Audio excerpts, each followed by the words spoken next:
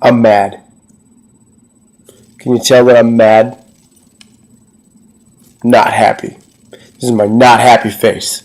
I'm going to start this video with what you could probably consider to be a rant because I'm mad.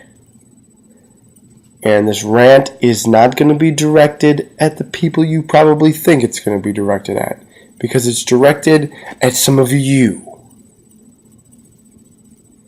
Because I listen to like WGR, and I see you on Twitter, and I see you on Facebook, and other social media outlets just acting a fool.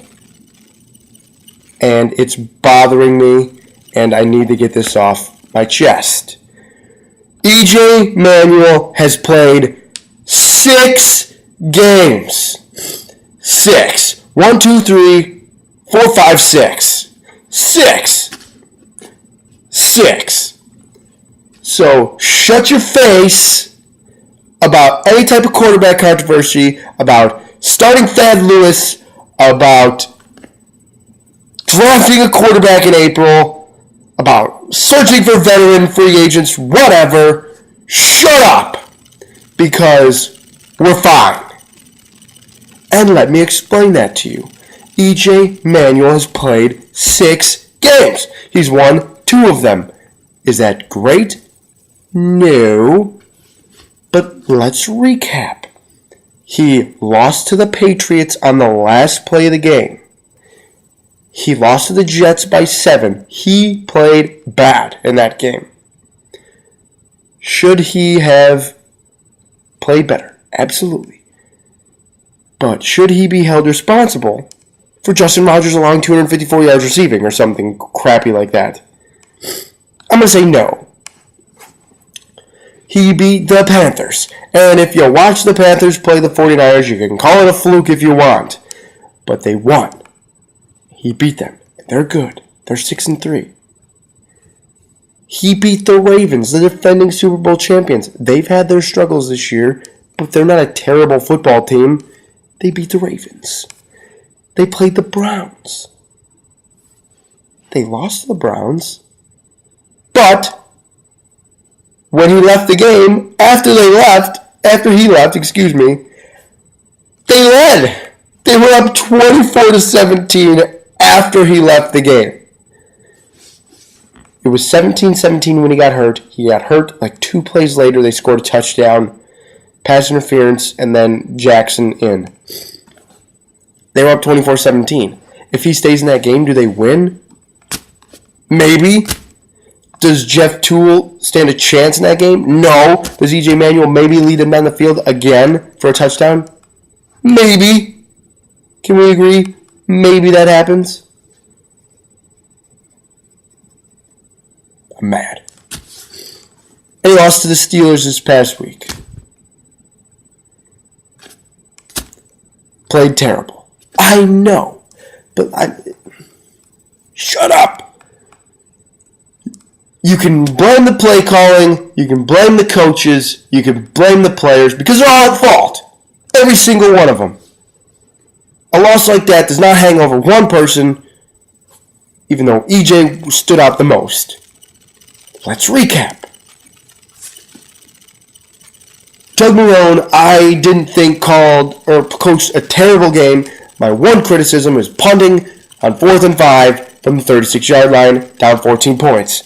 I don't like that call. I'm never going to like that call. I don't like not going for it on 4th and 5 on their side of the field pretty much ever. I would probably go for it every single time. 4th and 5 on their side of the field. I would. Situation depending, obviously. I'm not going to get into all the situations that could we're down. What if you're down 3? Stop. Hackett, Nathaniel Hackett. Some of you are blaming him, but you don't know what he saw or what he called in relation to what EJ saw or what EJ executed. Could he have called it some screens? Yeah. Some more run plays out of, I guess. feed Spiller more because he only had 8 carries. Yeah, I agree with that. But Manuel changed a couple of plays. They got behind. I mean, what do you want? I know you want competency, and I understand that. Because I want competency too. But I think you're overreacting greatly to a lot of things. The loss falls on everybody equally. EJ Manuel played poorly. Yes, terrible. He was hesitant. He was not hesitant sometimes and just rushed through his reads like they said, like Marone had said, like many people are speculating, that he just hurried his throws. How about the absence of Robert Woods? Here's Robert Woods, a rookie, mind you, but a guy who EJ has built some rapport with in his first couple of games, a guy he's become comfortable throwing to, a guy he's friends with on the team and hangs out with because I've seen them in public together, and he's not playing. So, the absence of a familiar target, that's got to play a role. The absence of a strong running game, that might fall back to the play calling. That's why I said this is on everyone. This is on the defense too. Even though they pretty much kept the Bills in the game for the most part. Gilmore and McKelvin could not cover Antonio Brown. Didn't matter who was on him. Couldn't wrap up Ben Roethlisberger a couple times. Couldn't recover fumbles. Hey, it's on everyone. But the primary focus here is to not throw in the towel on EJ Manuel. It's one game. He's played poorly. He's played poorly twice in 6 games. Granted, that's not a good ratio. But he's only played 6 games. He's a rookie. He missed the last month. He didn't practice. He missed most of training camp. Did not practice. And he came out in September and won your hearts with the Patriots game that we almost won. And won your hearts with the Carolina game. He was your favorite person in the world. He was my favorite person in the world. They beat the Ravens, and he was just amazing. He went down against the Browns, and you're like, no, season is over. Because I did. I was almost in tears. Then Thad Lewis comes in, plays all right, and you think because EJ's playing poorly that because maybe you need to throw Thad Lewis in this game. That's no. EJ Manuel needs to be out there on the field. He needs to be absorbing this experience. You have to live through the growing pains. This is a rebuild. This is not an overnight thing. It's not going to take 5 games, 6 games for this to happen. Especially when your starting quarterback, your franchise quarterback, misses 2 months between July and November. He missed about 2 months. I think like 2.5 weeks, maybe plus 4. 6 weeks between July and November. You want it to be quick. I understand. We've lost for 13 years. I want it to be quick. But is that really realistic? Not really. Rebuilds take time. It takes time for this new age to turn over. They got to get out with the old, in with the new. It's happening. You can see it. You can criticize the coaching all you want, but it's there. They're competitive. They weren't very competitive on Sunday. I get that. And it was the first time you really saw that, and it's frustrating. But is now the time to throw in the towel on your quarterback, on your coaches? No, you see how they respond. You see how EJ Manuel looks in the face of a terrible game, coming off weeks. The whole quarterback thing has just muddled the entire season. But you don't want Thad Lewis to come back into the game, or to come into that game, or to start the next game. You might argue that they should have waited another week for EJ so he comes back at home. But Doug Marrone said it. He needs to be out there. He's healthy. He needs to be out there. He needs to, like I said earlier, absorb the experience. You have to live through the growing pains of a quarterback. Not everyone has them. Cam Newton had them. Andrew Luck threw a lot of interceptions. He got his team to the playoffs, though. Good luck. Good. Props to him. RG3 got his team to the playoffs. Great. But these, they're a little bit on a higher level than EJ is. Could we all agree with that? I think we could all agree with that. Like I said, this isn't going to be quick. You don't want Thad Lewis going in now, especially. What does Thad Lewis give you? I mean, he won 1-2. He lost 2 out of 3 games.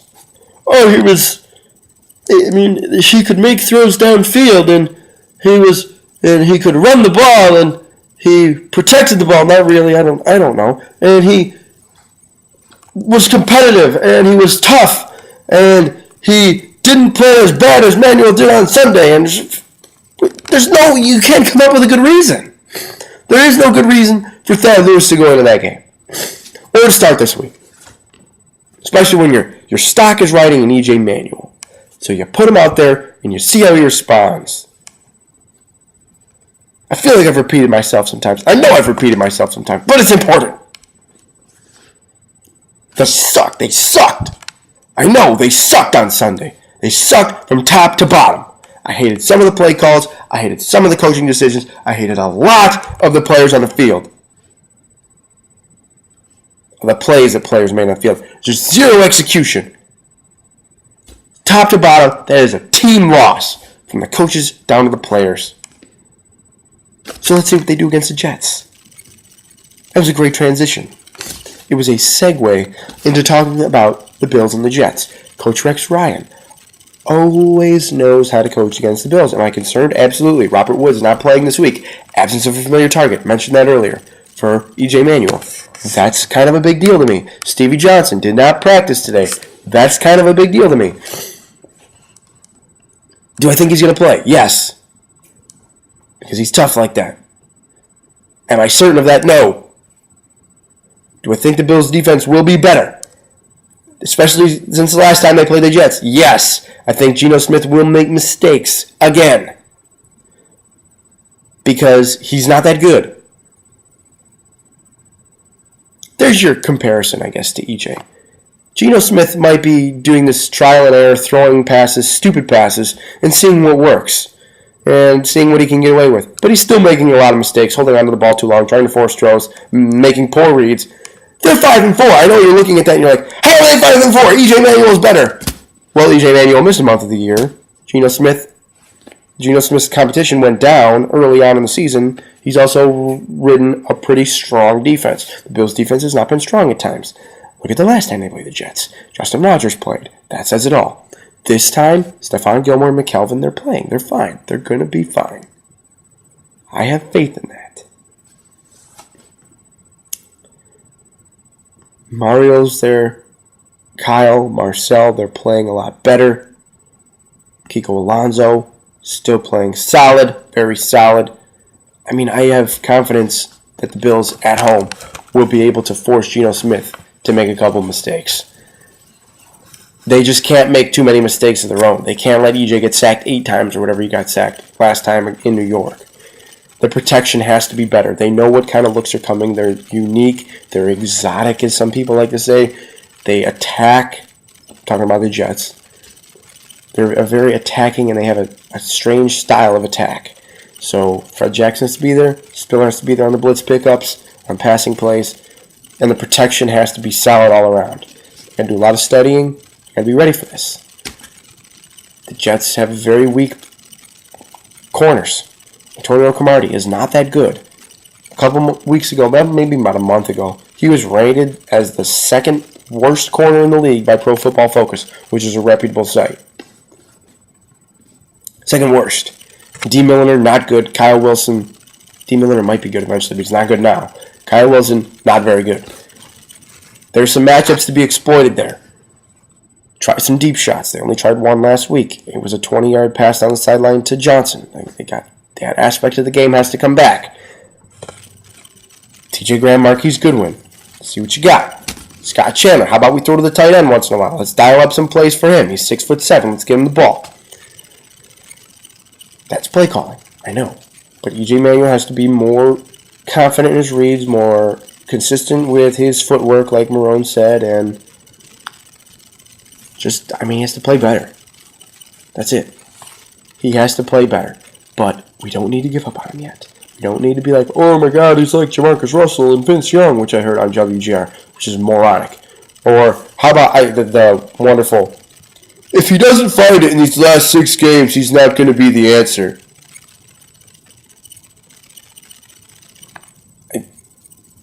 I don't even want to start with that comment. It's just wrong. That does not, it's not cause and effect. One does not signify the other. B, it's kind of stating the obvious, though. It's like covering your butt. Oh, he's not going to be the answer unless he finds it in these last 6 games. Then he's the answer. So you can't really be wrong. Stupid comment. Stupid. So, what have we established? EJ Manuel, stick with him. Bills against the Jets. Got to run the ball successfully. Got to get Jackson going. Got to get Spiller going. So that'll open up the pass. Take some deep shots. Keep him honest. Goodwin, Graham. Hopefully Stevie plays. Chandler's there. Use your targets. Protection. Protection. Cannot stress protection enough. Defensively, go after him. Chris Ivory's a decent running back. Bilal Powell cut you up last time. You can't let that happen. You can't let Ivory do that. You can't let Powell do that. You can't let anyone do that. Go after Geno. Coverage. Key. Jarvis Bird's there. That's key. Stephon Gilmore's there. That's key. Justin Rogers isn't. That's key.